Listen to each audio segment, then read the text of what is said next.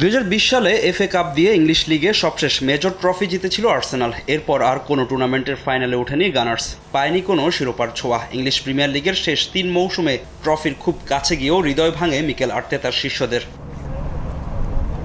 Trophy খরার সেই আক্ষেপ এবার মেটাতে চায় আর্সেনাল। বিখ্যাত ওয়েমব্লি স্টেডিয়ামে ইংলিশ লিগ কাপের ফাইনালে গানারদের প্রতিপক্ষ ম্যানচেস্টার সিটি। আর্সেনাল সবশেষ লিগ কাপ জিতেছিল 1992-93 মৌসুমে, যখন আর্সেনালের কোচ মিকেল আর্তেতার বয়স ছিল মাত্র 11।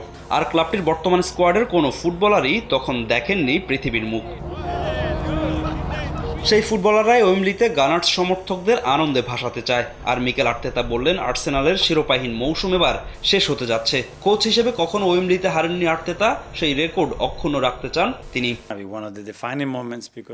আমার মনে হয় আমাদের শিরোপাহীন মৌসুমের পথ চলা শেষ হতে যাচ্ছে। ফাইনালে আসার জন্য সবাইকে কঠোর পরিশ্রম করতে হয়েছে।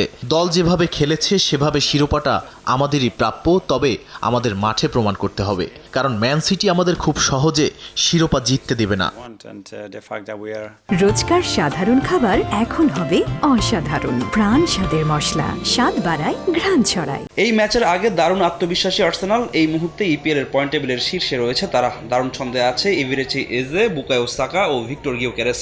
তবে ইনজুরির কারণে জুরিয়ান টিম্বার ও মার্টিন ওডেগার্ডদের সার্ভিস পাচ্ছেন না মিকেল আর্তেতা। অন্যদিকে সাম্প্রতিক সময়টা ভালো যাচ্ছে না ম্যান সিটির।